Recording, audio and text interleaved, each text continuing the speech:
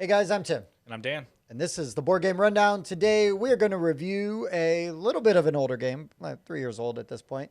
The Shores of Tripoli by Fort Circle Games. This is strictly a two-player. I guess you could play one player. There are solitaire rules in there. But yeah, in this game, you're basically either playing as the... I don't want to even try to say it, but the Corsairs from Tripoli or the United States Navy. And this is like basically the historical event that was foundational to the creation of the Marines and, you know, the establishment of the United States Navy. And so, yes, in this game, you are, it's really like a push and pull, tug of war. You've got a hand of cards. Some of them are better after certain time periods. Some of them, you know, are just sort of general use cards. Every player is going to get basically one action each spring, one action each summer, then fall, and then winter. At the end of the year, you advance the year. If there are any ships that are on the year, that when it advances, you get to then deploy those, put them out on the board. And then, yeah, you draw a fresh hand of cards and you go again. And there's each side has a couple of different win conditions. Basically, the United States has two cards that are win condition cards. So if you can meet all of the conditions on that card or execute, because it's like attack Tripoli, assault on Tripoli. You got to take it over. You got to clean it out. That's your gung-ho last try. The other one is the peace treaty, where if you can secure a couple different zones, you got to have like 3 or 4 different things all in a line. If you can get all of those things lined up, you can play that card and win the game. But again, it's only like after 1805, you know, when you can do that. The pirates of Tripoli. How dare you? Have different options. Yeah, the two main ones. I actually think there's a third one that I can't remember right now because I've never tried to do it. But the two main ones are either get rich or die trying. So either there's 12 money in the game. America starts with all the money. If I can take all 12 pieces of gold, then you instantly win. Or sink a certain number of frigates. Yeah, 4 frigates. Win in battles, basically. And so, yeah, this game I went for the money route. And when we played before, that's what I ended up doing, was going for the money route. Yeah. And it worked out. I don't know if you tried the whole time last time. Like this time, it's all I did. Yeah. Yeah, and I don't remember what happened exactly last time. But, yeah, so we've each played each faction. Each faction, yeah. So we've really gotten the feel of the two factions and seeing what their cards can do and everything like that. And there's some really interesting stuff going here in the gameplay, like you just heard. But I'll save that for final thoughts. Sure. Yeah, but other than that, it's really you on your turn, you play a card or you discard a card to move stuff or to do or to raid. Right, you basically have. This is funny because it's similar to a game I was talking about earlier. But basically, you either you play a card and you either use it for its event, like that's on it, or you take like a basic action. Right. Like you're just like I can always raid from Tripoli. If I have a bunch of cards in my hand that I can't proc their events, then I'll just discard one and I'll raid from Tripoli, right? Or do other stuff. Like Tim can always move frigates if he wants to, that kind of stuff. So, yeah, you're just choosing that. Some events are eliminated if you play them as their event. Some keep getting cycled through your deck. And, yeah, it's just about playing the right cards at the right time. That's right. That's right. Okay, let's go into components real quick. So component-wise, there's not a ton to this game. Doesn't need a ton. Yep. The components that there are, I actually really like. I mean, it's basic ships, but the frigates look very different than the Corsairs and the gunboats, right? There's a couple of Swedish ships, and then you have like your Tunisian allies, you know. Yeah, I can't think of their full name, but yeah. And then the Bedouins, if I'm saying that correct, and then the United States, you know, Marines. Yep, you can see from the top down, it's literally just, he just named all the ships, and then the cubes are land units, like soldiers. Yeah, and a couple of simple markers. Yep, the board here is all pretty well laid out. You have harbors, you have the, like, naval patrol zones. Yep. And then you have, like, the open water, right? Mm-hmm. And they're all easy to distinguish. You have your supplies over there on the board. It does make sense. It's funny, we didn't do this. It does make sense for America to sit on this side of the board and the other factions sit on that side just because of how much you're manipulating. Like, America always spawns over here. I guess they do mess with Malta a lot, but like it does make sense. I mean, honestly, I guess you should sit this way. Right, but I've never done that when I've played the game. But yeah, I'm really happy with the components. These are supposed to represent just gold coins, and what do you need more than this, right? Yeah, go ahead, Bob, get yourself some metal coins. But these do a perfectly fine job of symbolizing the gold coins. So yeah, and then all these dice are color coded for the faction that they belong to and everything. Yep. You do need extra dice sometimes. I guess that could be mentioned, right? Like sometimes I'll have to roll nine dice. I only have 8, so I'll have to roll 8 and then re-roll one, or just borrow a miscolored one from another faction, right? Right. So more dice wouldn't hurt if you have colored dice that match the game. And I really like the look of the board. I've said this before with other games that I can't remember right now, but I really like the look of like maps. You know, like this tan map color with the blue water, just a map, nothing fancy. I really like that look, personally, and so I think this looks good. Yeah, and the card art, right? We didn't even linen finish. Like the cards are good quality. I really like the card artwork quite a bit. I mean, it's all like historical paintings, and everything. So it doesn't look like anything was created new. I mean, I'm sure there might have been. Like this Corsair is confiscated. But, I mean, it all feels very much of the time. Yeah, tribute paid. I'm sure that's a brand new art card. No, that was actually, that photo was taken at the time. That was a photo. Yeah, that was a photo. That was a photograph. Yeah, but, I mean, like, Bainbridge supplies intel. Like, that's got to be Bainbridge, right? And then General Eaton attacks Benghazi. Like, I can't imagine that you're not walking around somewhere in D.C. and that's like a big painting somewhere, Yeah. So, no, there's... the artwork is not only on theme, but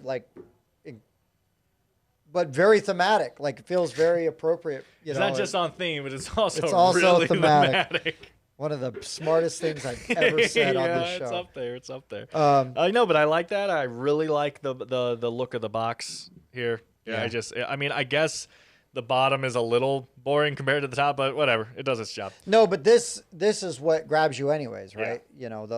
Whatever that bottom third is, or 25th is. 25th. Yep, thanks. You're doing great. I'm gonna roll. So, final thoughts. Yeah, but anything else about components? No, they can see it. They can see it. Yeah, not everything has to be, overdone. This is very well. Yeah, no, you could deck this game out, but it just doesn't need it. Nope, not at all. All right, final thoughts. Hi guys, this is Bob from the Board Game Rundown. We've started our own Patreon, and for just $5 a month, you can help keep our shelves stocked full of board games for you guys to watch us play and review and preview for you. So please, go to our Patreon page, sign up, help whatever you can, and we hope to see you more. Thank you.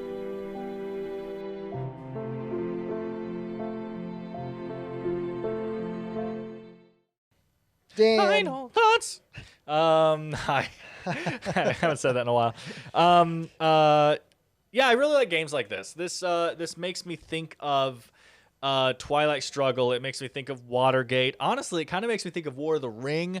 The fact that you have these time things and everything is so time sensitive. Like, needing to have certain years to play certain cards because you can't make a piece round 1. You have to try, you have to go out there and try to accomplish stuff first. So no, the piece has to be 1805 or later or whatever it is, right? Right. And like having that kind of stuff, that's really heavy in War of the Ring. There's some of that in Twilight Struggle. Watergate doesn't have it so much, but it definitely has this push-pull idea, this asymmetric 1v1 push-pull.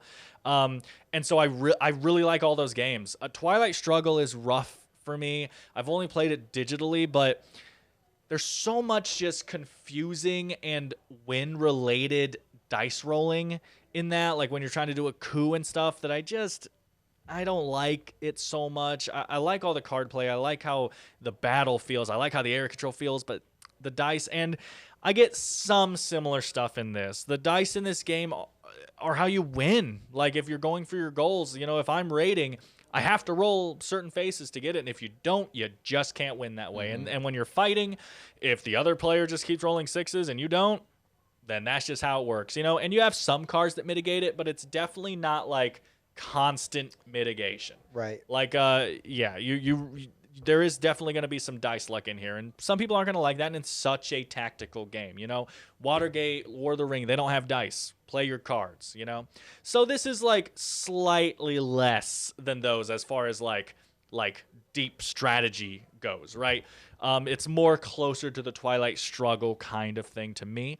But I am very impressed. Like I said, I've played both sides. I think it plays really well. There's definitely not only some like rough times where you really feel like I'm losing, you know, and like you got to pull a play out of your butt. But then also there's a lot of like, it's too strategic, so I don't want to say there's stand-up moments, but there's moments where it's just like someone does something, you go, okay, I counter with this, and they go, what? Yeah. What does that do? That sounds real bad.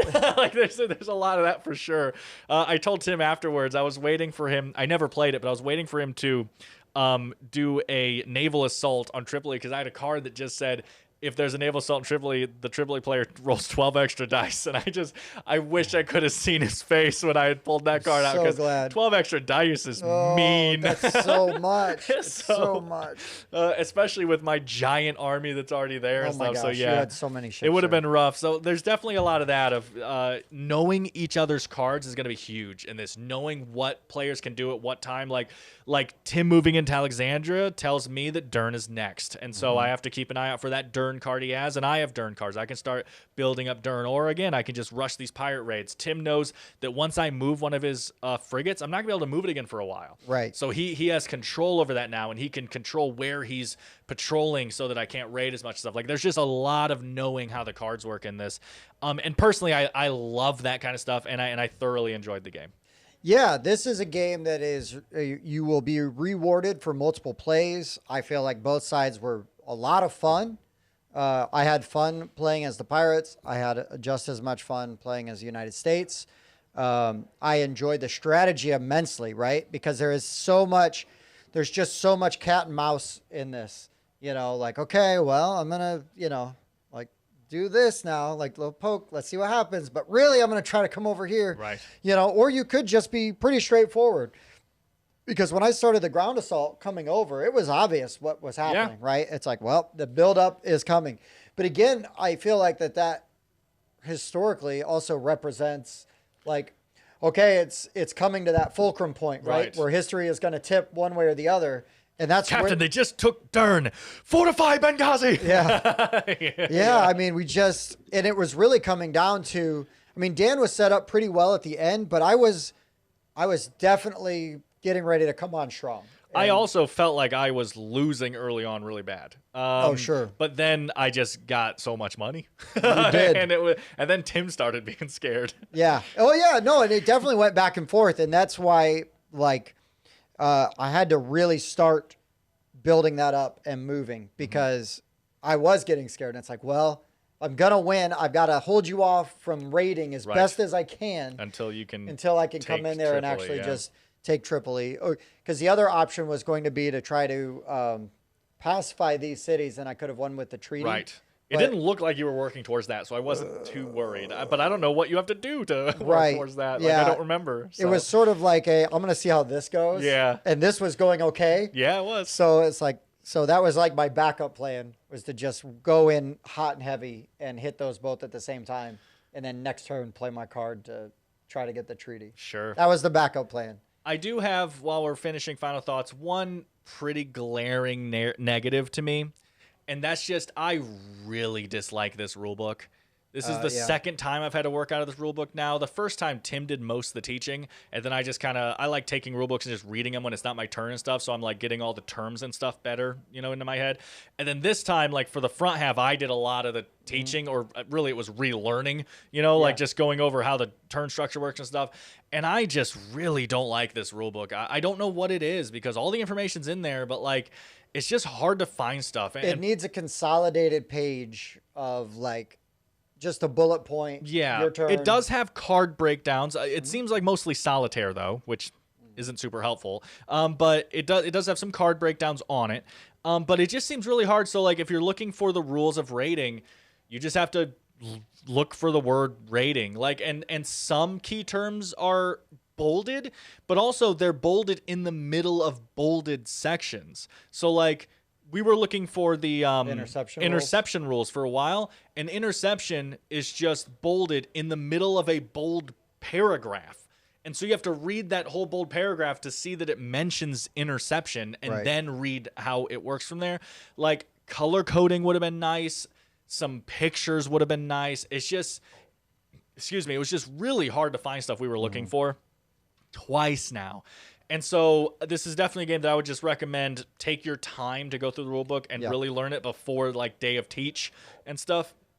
And one person should like really know what they're getting into. Obviously, you're not going to know how every card works and everything, but like, but just know the key elements of the game before you go into it, because you don't want to be looking through that rule book day of. I think it really hurts the game. It does. It does. I agree with that. But yeah, that's me. All right, let's go into our final scores.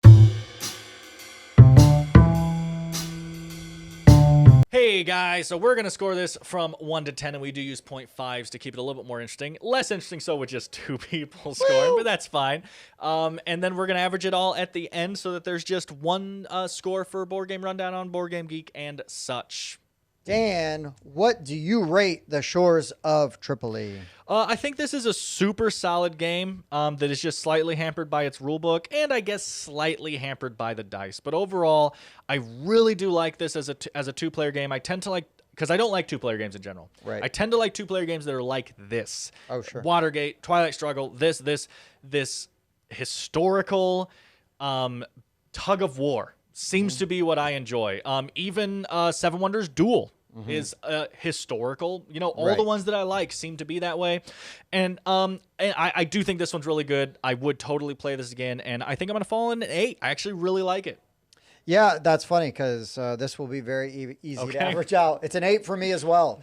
It does all the stuff I like. I love history. This is, you know, it's awesome to be able to play games. It feels like it captures the moment, you know, and yeah, and it makes the playing as the Corsairs like very compelling as well, though. You know, like it's very interesting in the different wind conditions, like for both sides. Really like that. You know, we play the same way, but we're working in completely different goals in like a different way. You know, big fan of that. You know, so it was really fun, really good. I liked it the first time we played it. I like it the second time we played it. You know, and the rule book could be better. It does take it down a little bit because man, a bullet pointed just section where it could just be like real fast. Here's some keywords that you need to know, and you'd be off to the races. Well, yeah, because you even said there's like a secondary, what was it, a lore book or something? Yep. And it's just like, that's awesome. I love that stuff. But like also maybe when you have a game, you need a secondary like glossary book more than you do a lore book. I'm sorry. I'm just saying, like, if you want a lore book, that's cool. It should be the third book and not the second in a game with a lot of terms like this. Just me personally. Yeah, I mean, you just need a little like one sheet that just has the rules. Yep, a player aid, perchance. Whoa, what a concept. But anyway, that lands us on an 8. Super easy. Super easy. Neon 8. Yeah, no, really good. A lot of fun. Absolute home run for me. Really great game and a good time playing it. Yeah, I'm not going to lie, especially because I think this one is lesser known than the others. If you like Twilight Struggle, if you like Watergate, I really think this is one you should get to. Just have this game of historical two-player games that are really good. And doesn't take that long to play at all. I mean, under an hour. It's also, we didn't go into this, I guess, but it's super well balanced too with how all the card timings and stuff work with you go through your entire deck and then you reshuffle and then you go through your entire deck like perfectly. Like the number of cards you draw each round and everything means that you always perfectly deck out, and then you do it a third. Like it's clearly well balanced and designed and everything. So you can discard cards that aren't any good early, and like late game cards you can discard from your hand early. Right, for the basic actions. For the basic actions, because you are guaranteed to get those cards back. So you have those cards absolutely when you need them. It's a really nice design, with that. So, all right, well. All that being said, for the Board Game Rundown, I've been Tim. I was Dan. Thanks for watching.